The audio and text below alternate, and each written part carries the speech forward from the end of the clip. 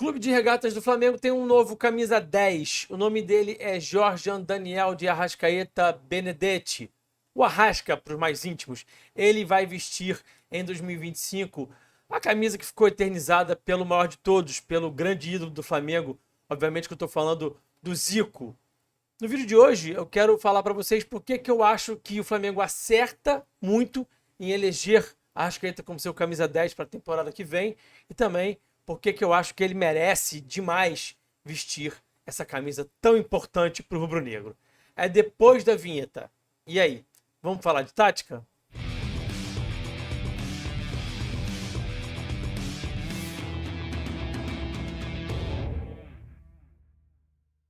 Meus amigos e minhas amigas, sejam todos bem-vindos a mais um vídeo aqui no canal falando de tática. Antes da gente seguir para o conteúdo, quero fazer aquele pedido clássico do like. Deixa o like aqui no vídeo, não se esqueça de deixar o seu joinha, que é sempre muito importante. Alcançamos aqui no canal a marca de 20 mil inscritos finalmente, mas isso não quer dizer que eu não vou continuar pedindo a sua inscrição, porque a sua inscrição ajuda também para que o nosso trabalho cresça. Chegamos aos 20 mil, agora estamos mirando os 25 mil. Então, conto com a inscrição de vocês para a gente chegar nessa nova meta. No final desse vídeo de hoje tem um outro recado muito importante também para vocês. Fica até o final para vocês conferirem essa mensagem que eu tenho para vocês no final do vídeo de hoje. Gente, vamos lá. Jorge Daniel de Arrascaeta Benedetti. Como diz o João Guilherme, grande João Guilherme, que esteve aqui no canal semana passada participando da resenha tática comigo numa live muito bacana, muito legal, muito descontraída. É o debochado, né? O Arrasca é um deboche. E o João Guilherme define muito bem esse craque que vestiu até ontem a camisa número 14, que a partir de 2025 vestirá a 10. Por que é que eu acho que essa camisa está muito bem dada? Bom, eu acho até que o Flamengo está atrasado. O Flamengo devia ter dado essa camisa para o Arrascaeta quando o Diego se aposentou, né? O Arrasca chega ao Flamengo, o Diego já vestia a 10, não dava para tirar a camisa do Diego. Então, fazia sentido que o Diego continuasse com a 10, o Arrascaeta vestisse a 14, estava tudo certo. E aí acabou que o Flamengo optou, né, por dar essa camisa ao Gabriel, e a gente já sabe que não funcionou, não deu muito certo. Aliás, para aqueles que são contra, né, já vou me adiantar aqui, para aqueles que são contra o Arrascaeta vestir a 10, porque, nos últimos anos quem vestiu a 10 não jogou bem, isso é puro folclore, né, gente? Isso aí é superstição, e aqui eu não vou lidar com superstição no canal que chama Falando de Tática, né? Pelo amor de Deus. Não tem nada a ver com o viés do canal, com a linha que a gente vai seguir aqui. Então, não tem como eu nem dar ouvido para quem chegar aqui no comentário e falar assim: mas a camisa está amaldiçoada, porque a camisa 10, quem usa não está rendendo. Gente, futebol não dá para a gente analisar dessa forma, desculpa, né? Então vamos analisar como tem que ser analisado. Vamos olhar aqui para alguns números, para alguns dados do Arrascaeta e vamos olhar para a função que ele exerce dentro de campo, para as diferentes funções. Até vamos falar um pouquinho sobre as diferentes funções que ele já executou também nesse vídeo. Vamos olhar aqui um pouquinho para campinho, projetar um pouquinho do que pode ser feito com a Arrascaeta também em 2025. Então vamos nessa. Bom, gente, os números são esses aí que vocês estão vendo na tela. 290 jogos, 73 gols e 93 assistências. São números muito interessantes, né? A gente está falando de 73 gols, um gol praticamente a cada 4 jogos. 93 assistências, uma assistência a cada 3 jogos, basicamente, em média. São números muito bons e vou repetir algo que eu falei semana passada quando eu montei aqui minha seleção do Brasileirão. Eu não coloquei o Luiz Henrique do Botafogo na seleção. Atacante, camisa 9 e também um camisa 10, que hoje é quase um segundo atacante, né, na função. Esse camisa 10 moderno que faz praticamente um segundo atacante. Esses caras, eles têm que te entregar número.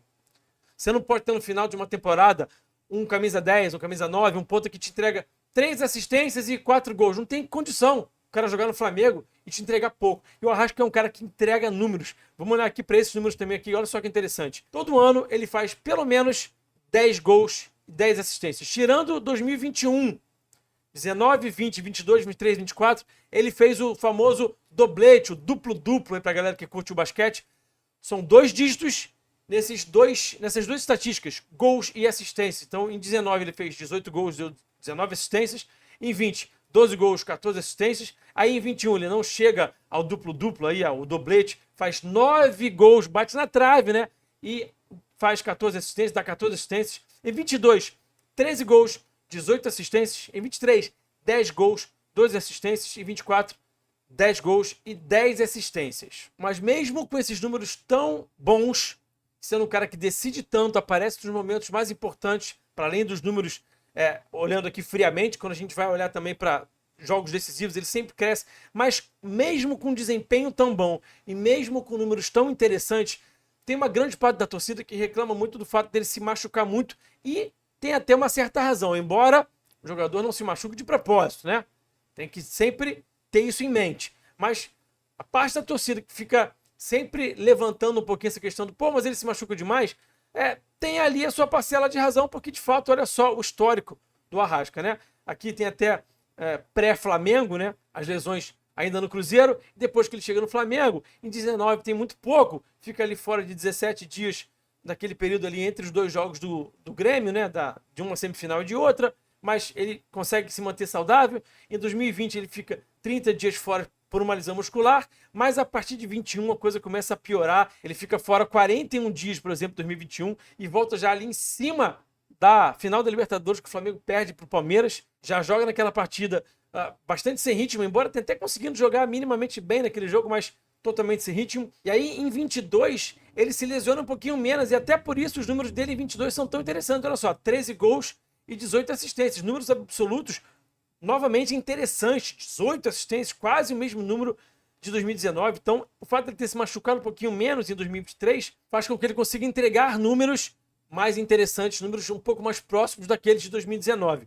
Em 2023 ele volta a ter problema, ele fica fora, por exemplo, do primeiro jogo da final da Copa do Brasil. Em 2024, de novo, ele tem uma série de lesões e passa mais tempo fora do campo do que dentro, e quando está dentro está sempre retomando o ritmo. Mesmo assim, conseguiu mais uma vez pelo menos 10 gols e 10 assistências. E aí, por conta desses problemas todos de lesão, que a gente espera que em 2025 ele consiga, de fato, se livrar dessa questão médica, dessa questão clínica, né? Se a gente olhar para 2025, dá para projetar o Flamengo jogando num 4-4-2, com a Arrascaeta sendo um meia junto com o Gerson, com o Bruno Henrique Plata, por exemplo, e ele marcando aqui numa segunda linha. Gente, acho que mesmo que ele esteja fisicamente melhor, não acredito nisso aqui acontecendo. Acho que isso aqui é inviável, tá? E aí pode ser Bruno Henrique, pode ser Michael, pode ser Plata ali na frente, né? Tanto faz.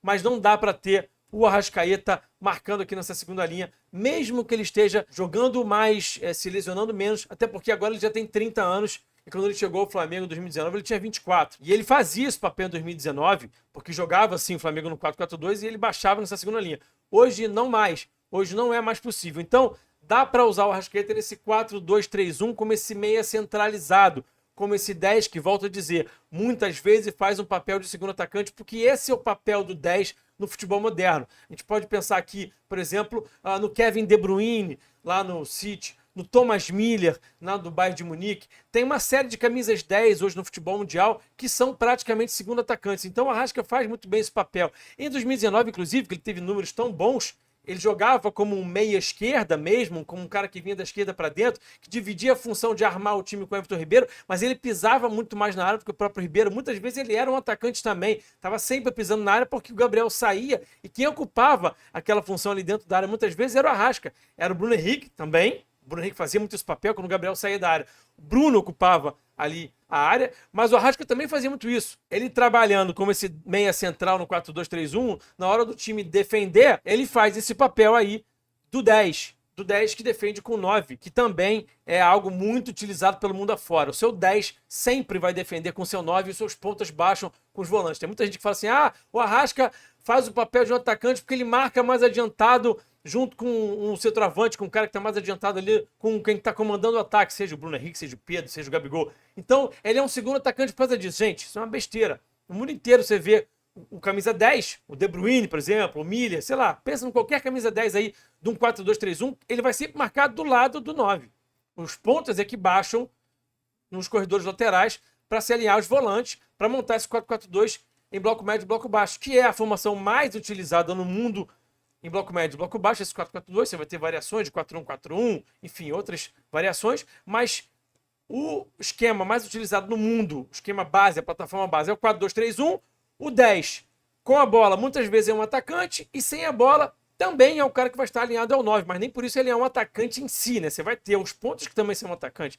Esse 10 muitas vezes vai trabalhar como articulador, embora a gente saiba que hoje em dia o papel de quem vai armar o time é muito mais o 5, o 8, às vezes até os zagueiros, né? E aí para 2025 a gente pode até ver o Felipe utilizar o Arrascaeta nesse papel aqui do falso 9. Ele não quis usar nessa reta final de temporada aí, nesse trabalho que ele fez quando assumiu no lugar do Tite. Ele usou somente em um jogo, num jogo que o Flamengo tinha um a menos. Ele faz uma linha de 5 ali, que o Bruno Henrique é expulso, ele faz um 5-3-1, e o Arrasca, sim, é esse cara mais adiantado que joga de costas. Aquele jogo ali é difícil até de jogar o papel do Arrascaeta nessa função de falso 9, porque estava escorregando muito. Estava todo mundo escorregando muito, então prejudicou muito o rendimento. Mas ele é um cara que pode fazer esse papel.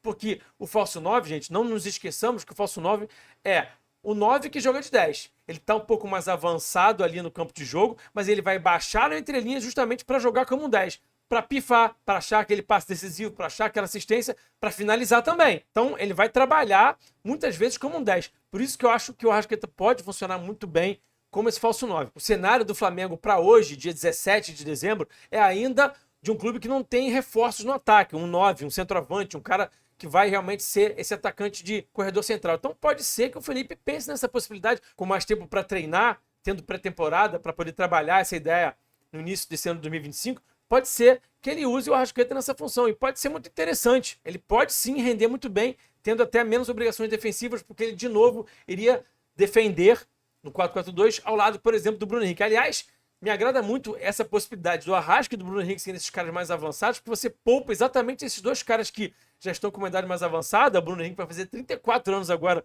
no final de dezembro, e o Arrascaeta, com esse histórico de lesões que ele tem, se você poupa esses caras de baixarem numa segunda linha, de percorrerem distâncias maiores, utilizando esses caras mais avançados nesse 4-4-2 em bloco médio e bloco baixo, você consegue até poupá-los um pouco, e aí você até minimiza o risco de lesão, por exemplo, do Arrascaeta. Gente, a verdade é uma só. A 10 sempre foi do craque do time, e o Arrascaeta é o craque desse time. O Gerson jogou muita bola em 2024. O Gerson é um baita jogador.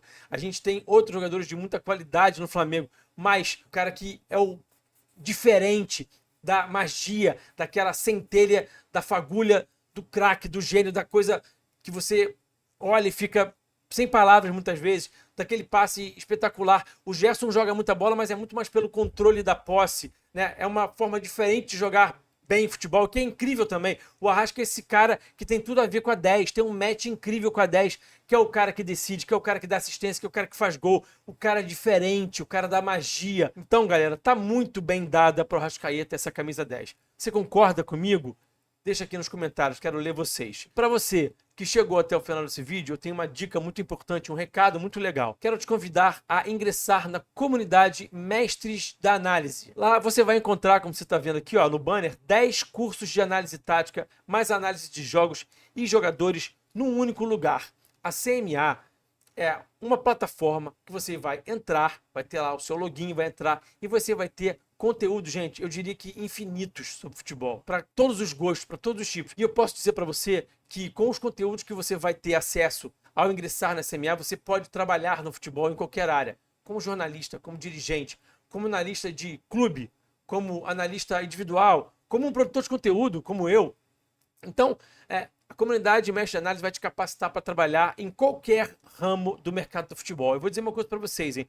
O mercado do futebol está precisando de profissionais qualificados. Tem mais demanda do que gente qualificada. Você vai pagar aqui, ó, só R$ 49,00 por mês e vai investir numa carreira, uma capacitação de um mercado que está precisando de profissionais. Então, não perde tempo. Acesse a descrição desse vídeo ou então o comentário fixado. Vai ter o link para você ingressar na CMA com o desconto. Esses 49 você consegue com o meu link, porque eu sou parceiro do Laboratório do Futebol, sou parceiro lá da turma da CMA. Então, você vai acessar a descrição aqui desse vídeo e vai clicar nesse link. Se você clicar em outro link por aí, não clicar no meu link, você vai pagar mais caro.